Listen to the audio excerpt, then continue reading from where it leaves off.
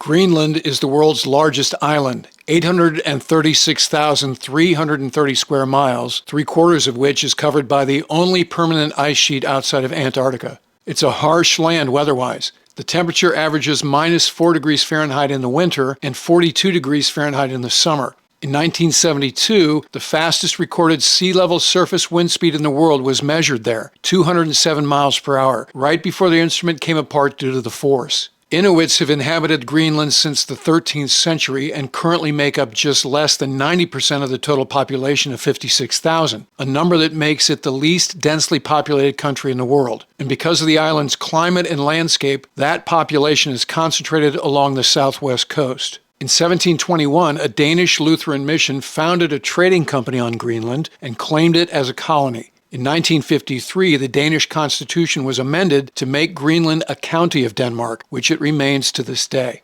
In 1867, the President Andrew Johnson administration, led by Secretary of State William Seward, who'd been instrumental in making abolition happen during the Civil War, bought Alaska from Russia for $7.2 million. At about the same time, Seward started an effort to buy Greenland and Iceland, but that initiative never made it through Congress.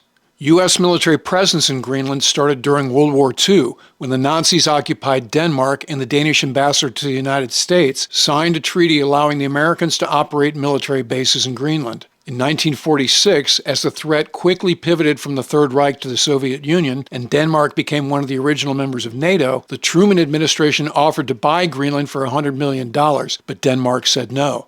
In 1951, the U.S. and Denmark signed the Greenland Defense Agreement, which allowed the United States to keep bases built during World War II in Greenland and to establish new bases as NATO required. The U.S. military could freely use and move between these bases, but was not to infringe upon Danish sovereignty in Greenland.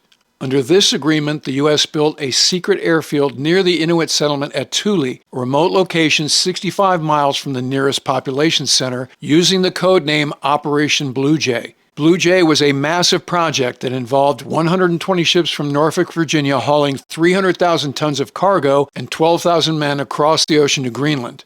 The project was revealed to the public in September of 1952 as Thule Air Force Base, a strategic air command installation hosting B-36s, B-47s, B-52s, and KC-97 tankers, and the occasional fighter squadron.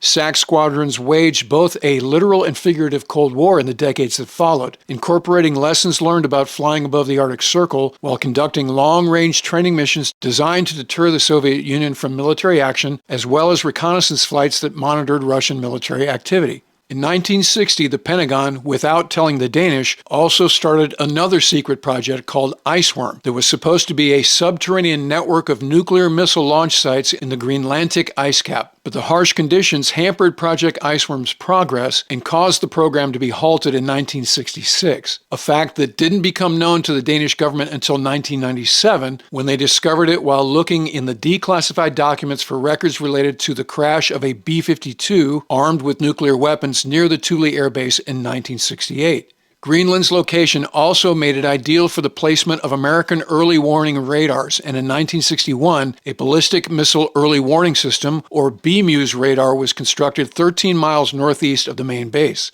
BMEWS was developed to provide North America warning of a transpolar missile attack from the Russian mainland and submarine-launched missiles from the Arctic and North Atlantic Oceans. Greenland's position at the top of the globe also makes it ideal for space operations, and the U.S. Air Force Space Command established a presence at Thule in 1982 with the primary mission of detecting and tracking ICBMs launched by the Soviet Union against North America. In 2020, Thule Air Base was formally transferred to the United States Space Force, the sixth branch of the military created during President Trump's first term, and in April of 2023, Thule was renamed Bidufik. Looking at the spelling, you'd think it would be pronounced Pituffik, but it's actually Bidufik. Bidufik means where the dogs are tied up in Inuktitut, which is the Inuits' native language. Bidufik Space Base is the home to the 821st Space Group, the parent command of the 12th Space Warning Squadron, which operates the latest version of BMEWS, and the 23rd Space Operations Squadron, which runs what are called space deltas, networks of space surveillance and control sensors. The 10,000-foot runway at the base is used by more than 3,000 U.S. and international flights per year. The base is the Pentagon's northernmost installation and also home to the northernmost deep-water port in the world, which is the home port of the Department of the Air Force's only tugboat, the Rising Star, which is used in the summertime to escort tankers and cargo ships and keep the North Star Bay shipping channel clear of icebergs. At any given time, there are several hundred Guardians, as Space Force service members are called, and Danish military partners stationed at Bidufik for what normally are one-year unaccompanied tours. Now, recently, Greenland has been in the headlines because of a press conference President-elect Trump gave from his resort at Mar-a-Lago. Here's part of what he said. We need Greenland for national security purposes. I've been told that for a long time, long before I even ran. I mean, people have been talking about it for a long time. You have approximately 45,000 people there. People really don't even know if Denmark has any legal right to it. But if they do, they should give it up because we need it for national security. That's for the free world. I'm talking about protecting the free world. This isn't the first time Trump has broached the subject. Here's John Bolton, who served as one of Trump's national security advisors during his first term, with his thoughts about America's interest in Greenland. The way Trump approaches issues like this, especially in such a public fashion, leads people, unfortunately, to think that the whole idea is kind of bizarre. But let me just say, I looked at this question very carefully in 2019 when it first arose, when I was National Security Advisor, and the United States has long had significant security interest in Greenland.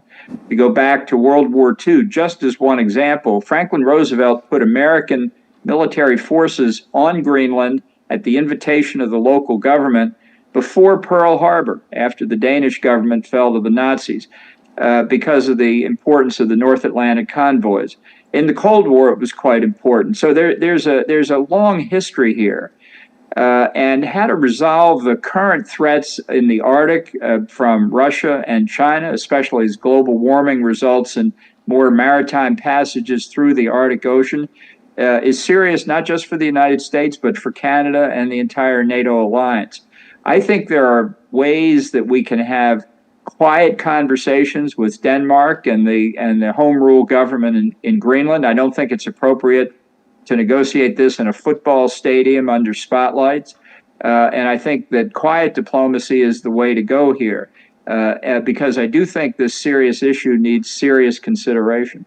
Bolton's sentiment about these sorts of negotiations needing to be behind closed doors is shared by other national security experts like retired Air Force General Philip Breedlove and retired Navy Admiral James Stavridis, all of whom pointed out that making public pronouncements, as Trump did, has the immediate effect of forcing host governments into a political corner domestically, which kills any forward progress on the discussions. So how do Greenlanders feel about having their country bought by the United States? Well, in 1979, Greenland was granted home rule by Denmark, which allowed them to establish their own parliament, pass laws on education and culture, including the official language, which is Greenlandic, and control their hunting and fishing industries. Among other things, Denmark retained authority over foreign relations and defense. Since that time, with each subsequent election, Greenland's voters have trended towards a desire for independence. But that idea comes with some substantial economic constraints and concerns.